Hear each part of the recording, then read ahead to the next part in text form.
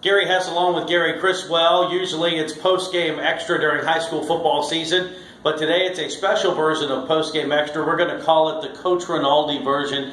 Coach Rinaldi, our dear friend and my former partner, passed a couple of days ago at the age of 90, and we thought we'd get together and talk about a few remembrances. And Coach, a great reason for us to get together, a sad reason, but a very appropriate reason for us to get together during the off season. Let me just ask you right up front, how far back do you go in your remembrances of Coach Rinaldi? Well, he had built the Holland Springs program. He started the year after I left Henrico as a player, and of course the entire coaching staff at Henrico stayed on. And by the time I returned and started coaching in '77, he had gotten the Springers almost to the pinnacle of where they were going to be under his coaching staff, and it was just challenging to be the rival next door.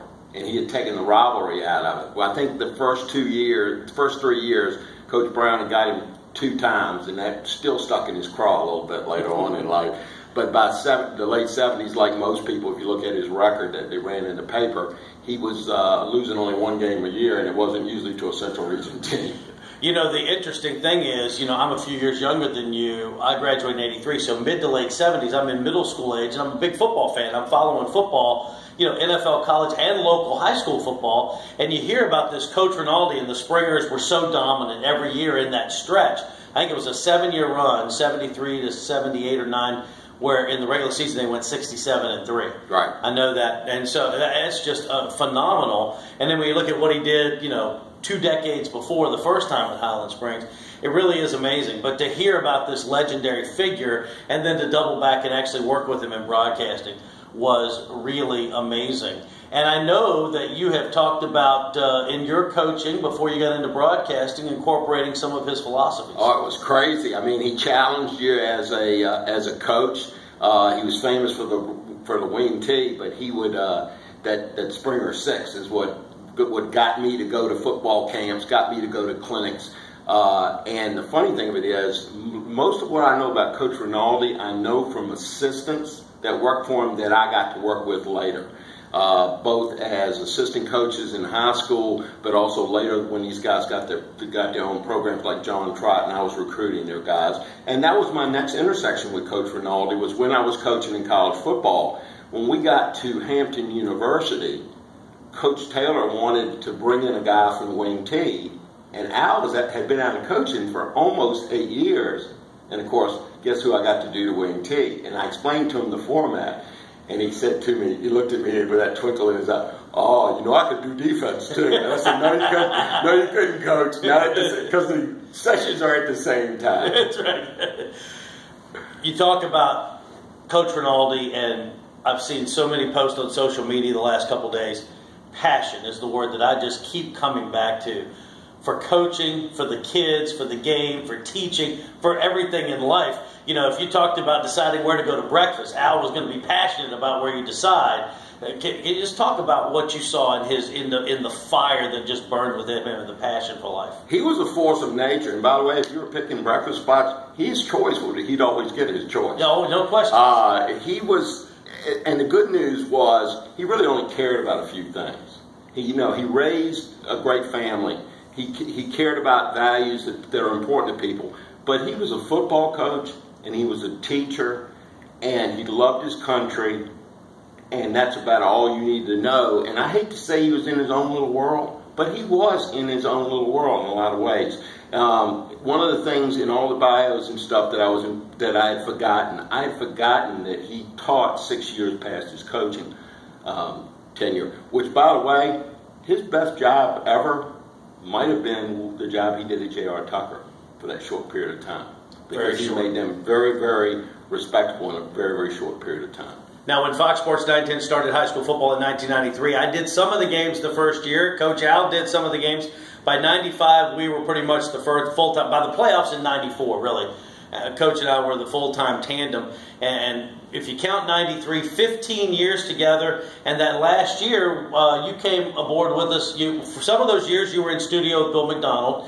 And then you were with us in the 3-man booth for the playoffs as we transitioned. You and I have been together ever since. What was your sense of Al in the booth as a color analyst?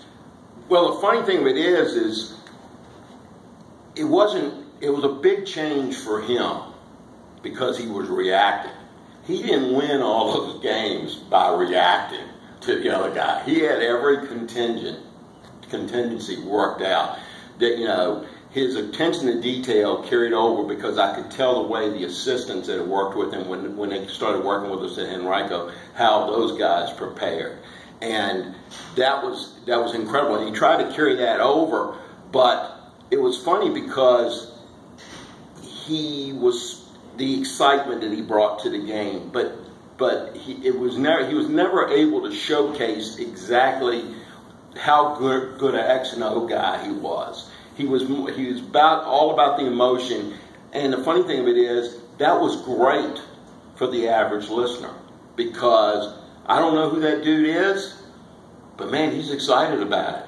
And to your credit, you kind of bought in on that, you fed it, and then I can remember times where you knew that, hey, he knows more about this, and I'm gonna go a little deeper, and I'm gonna let him show how much he knows about the coaching situation. I know he appreciated that. And you know, we would disagree at times and argue, and you know, sometimes I thought, you know, that came through very well. You know, he would, you know, whether he was right or wrong, he was going to be passionate. No, he was always right.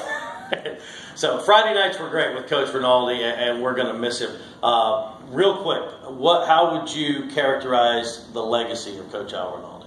Well, you can't talk about 804 football, to put it in today's terms, without him in the conversation. He was a standard bearer, and if he fades off, it'll be because of lack of state championships in the playoff format. But keep in mind, Central Region schools didn't win championships during that era. We went from, you know, Petersburg being the first team to do it in the playoffs, and all they did was have like 3 NFL players on the team, and a legendary coach, and then Patrick Henry in 1994. So when they turned the corner and went outside the region, they were playing schools at 2 or 3 times their size, and so that makes it fade a little bit quicker. But his influence and the guys he left behind, the administrators that he taught that played under him, and I'm not going to name names because I'm going to leave them out, but guys that got to start their own high school programs, guys that he got to cover later on that he put a big mark on. It's not a whole lot of figures you can talk about because of the radio that had as wide a reach as Coach Rinaldi did. You know, you talk about the lack of state championships. All you got to do is ask Coach Al or Coach John Trott about 78 against Annandale, 14-13 loss. You know, all these years later, it's still stuck in their craw about how that one got away.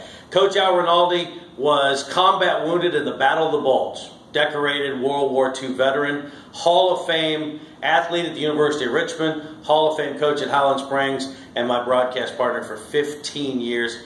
The word legend's tossed around sometimes loosely. In this case, it completely applies. Al Rinaldi, rest in peace.